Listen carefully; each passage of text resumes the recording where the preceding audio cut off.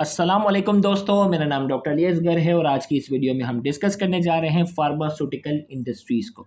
Pharmaceutical industries क्या होती हैं और फार्मास्यूटिकल इंडस्ट्रीज़ के अंदर कौन-कौन सी ड्रग बनती हैं और कौन-कौन से ड्रग का क्या-क्या रोल है, आज की इस वीडियो में उसको हम डिटेल में डिस्कस करने जा रहे हैं। तो आज के इस लेक्चर को शुरू करने से पहले एक मर्तबा आपसे रिक्वेस्ट करेंगे कि अगर आपने अब तक हमारे इस चैनल को सब्सक्राइब नहीं किया, जो कि सिंध बोर्ड टीचिंग के नाम से है, तो काइंडली आज ही आप हमारे इस चैनल को सब्सक्राइब करें और साथ ही साथ बेल आइकन को लाजमी क्लिक करें ताकि हमारे अपलोड करदा तमाम इंपॉर्टेंट वीडियोस की नोटिफिकेशन आपको रिसीव हो सके।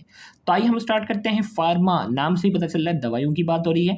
Pharmaceutical industries refers to the company where drugs are manufactured. Pharmaceutical industries से मुराद वो कंपनी जहां ड्रग्स बनती है। अब ड्रग क्या होती है? सबसे पहले drug is a substance that is used to treat और cure a disease in human और एनिमल्स।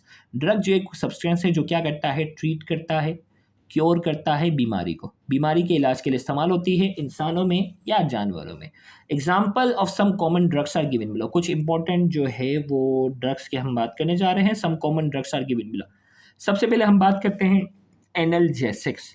एनाल्जेसिक्स क्या है? A drug that specifically target on central nervous system to provide pain relief without consciousness is known as analgesic drug. हमने कहा कि यहाँ हम बात करने जा रहे हैं ड्रग जो है एनाल्जेसिक क्या होता है? दर्द को कम कर देना। एनाल्जेसिक्स का काम क्या होता है? दर्द को कम करना। सर दर्द की दवाई, जिस्म दर्द की दवाई होती है ना, ये सारे इसके लिए टर्म होता है एनाल्जेसिक्स का। तो हमने कहा drug that specifically targeted on central nervous system. ये सेंट्रल नर्वस सिस्टम भी ये ड्रग टारगेट करती है टू प्रोवाइड पेन रिलीफ।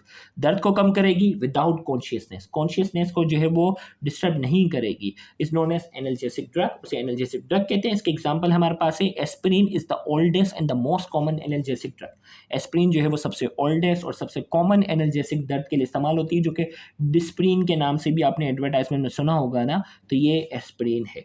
अब जो वो बुक के अंदर एक छोटा सा चार्ट है वो मैं बता दूं ताकि एमसीक्यू में कवर हो जाए। बायर कमिश्नरली इंट्रोड्यूस एस्पिरिन इन 1899। एक कंपनी का नाम है जिसने 1899 में एस्पिरिन को इंट्रोड्यूस करवाया एज पेन रिलीवर, दर्द कम करने के लिए। It's chemical name is acetyl salicylic acid. ये बाकायदा एमसीक्यू में आ चुका है कि एस्पिरिन का जो केमिकल नाम है वो क्या है? Acetyl salicylic acid. However historically it was drive from a plant willow bark from medicinal use. किसी प्लांट से जो है वो बाकायदा यूज जिसको एक्सट्रैक्ट किया गया था। लेकिन आपने ये चीज़ याद रखनी है, एस्पिरिन का जो केमिकल नाम है एसिटाइल सैलिसाइलिक एसिड। तो ये जो है वो दर्द के लिए, पेन रिलीफ के लिए क्या होती है? इस्तेमाल होती है। फिर हमारे पास आ जाती है antibiotics. This drug is produce from certain chemicals of micro organism. It suppress और किल micro organism.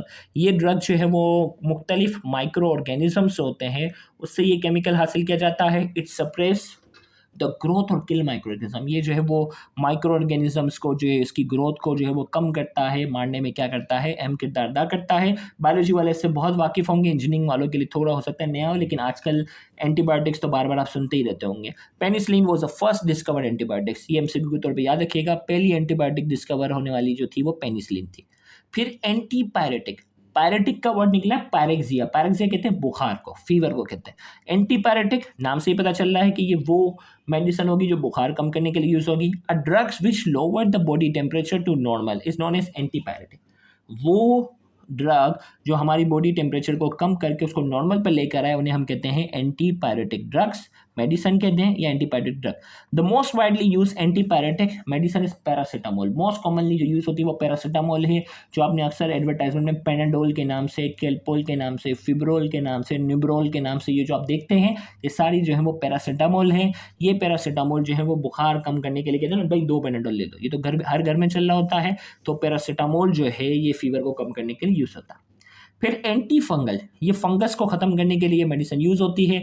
This drug use to kill fungi that cause infection on skin. Skin पे जो फंगल इन्फेक्शन होता है उसको, फंगस को खत्म करने के लिए इस्तेमाल होता है। The most common skin infection are ringworm and dandruff. Most common जो स्किन है जिसमें क्या होता है? डेंड्रफ, इंसान के सर पे बहुत ज़्यादा प्रोड्यूस होना शुरू जाए, या रिंग वॉर्म डिजीज होता है, उसमें बाकायदा रिंग वॉर्म, बाकायदा स्किन पे जो वो राउंड राउंड राउंड राउंड से निशान होते हैं, ये रिंग वॉर्म डिजीज है। एग्जाम्पल हमारे पास क्या? Example of anti fungal drug is fluconazole. Fluconazole जो है ये ड्रग है जो कि फंगस को मारने के लिए इस्तेमाल होती है।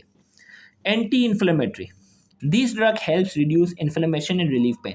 इन्फ्लेमेशन बायोलॉजी वाले बहुत अच्छे से वाकिफ होते होंगे। किसी भी चीज़ में अगर स्वेलिंग होना शुरू जाए, जैसे फॉर एग्जांपल ये जॉइंट, अगर इस जॉइंट में अल्लाह ना करे स्वेलिंग होना शुरू जाए, दर्द होना शुरू जाए, रेडनेस होना शुरू जाए, इसका टेम्परेचर में इजाफा हो जाए, तो मैं कहूँगा कि इस जॉइंट की क्या हो गई है, इन्फ्लेमेशन हो गई है। तो यहाँ हम बात करते हैं कि ये इन्फ्लेमेशन को कम करने के लिए, सोजन को, दर्द को, एंटी इन्फ्लेमेटरी दर्द को भी कम करती हैं, स्वेलिंग को भी कम करती हैं, रेडनेस को भी कम करती है। This drug help reduce inflammation and relief pen. दर्द भी कम करती है, इन्फ्लेमेशन भी कम करती हैं। इसमें है हमारे पास आइबुप्रोफेन, जो कि ब्रोफिन के नाम से है, is an example of anti inflammatory medicine. ये एंटी इन्फ्लेमेटरी के तौर पर इस्तेमाल होती है।